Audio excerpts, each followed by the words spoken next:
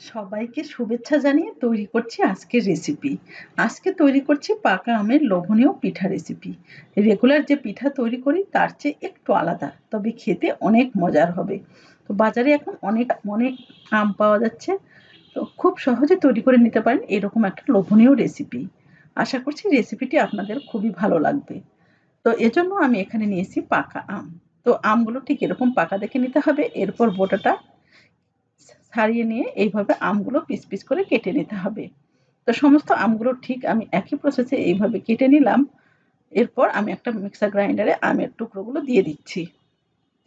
তো সমস্ত আমগুলো কেটে নেওয়ার পর এখানে দিয়ে দিচ্ছি চিনি ১ কাপের মতো, তবে চিনিটা আপনাদের টেস্ট মতো দেবেন।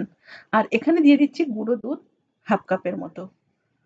খুব ভালো করে একসঙ্গে এটা পেস্ট তৈরি করে নিতে হবে। আমের পিউরিটা পেয়ে গেলাম, দেখুন ঠিক এরকম একটা আমের পিউরি তৈরি হয়ে গেল। এখন আমি এই পিউরিটা একটা বোলে নিয়ে নিচ্ছি। আর এর মধ্যে দিয়ে দিব জাল করে রাখা দুধ। আমি দুধটা আগে থেকেই ঘন করে জাল করে নিয়েছিলাম।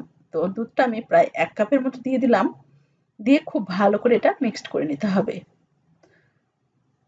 দুধগুলো খুব ভালো করে মিক্সড করে নেওয়ার পর এখানে দিয়ে দিতে হবে ময়দা।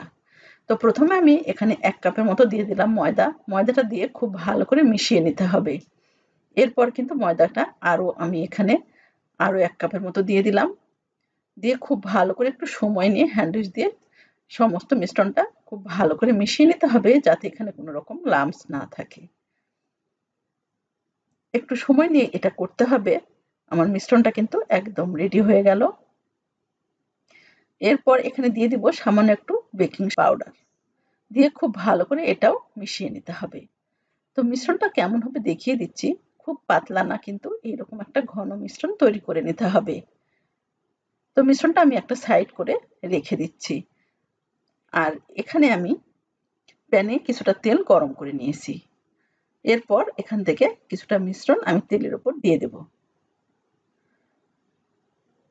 দিয়ে খুব ভালো করে এইভাবে গরম তেলটা উপরে ছড়িয়ে দিতে হবে। তাহলে কিন্তু পিঠাগুলো খুব ভালো করে ফুলে উঠবে। ৩ থেকে ৪ মিনিটের মতো এক পাশটা এভাবে ভেজে নিতে হবে। এক পাশটা যখন ভাজা হয়ে যাবে অপর পাশটাও ঠিক এইভাবে ভেজে নিতে হবে। মিডিয়াম হিটে আমি প্রায় ৫ থেকে ৭ মিনিটের মতো সময় নিয়ে পিঠাগুলো ভেজে নিলাম। ঠিক এরকম ব্রাউন করে ভেজে নিতে হবে। আর গ্যাসের ফ্লেমটা কিন্তু অবশ্যই মিডিয়ামে রাখতে হবে। হাই হিটে রাখলে কিন্তু উপরে মুচমুচে হবে, ভিতরে নরম থেকে যাবে। এরপর পরের পিঠাগুলো ঠিক একই প্রসেসে করে নেব।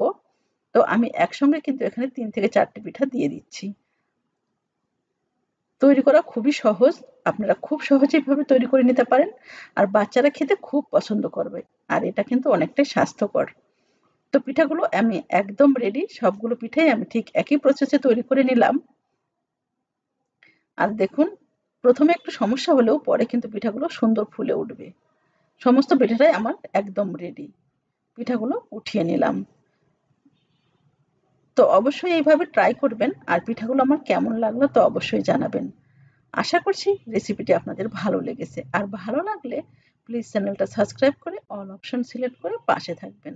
তো আজ এ পর্যন্তই। ভালো থাকবেন এবং সুস্থ থাকবেন।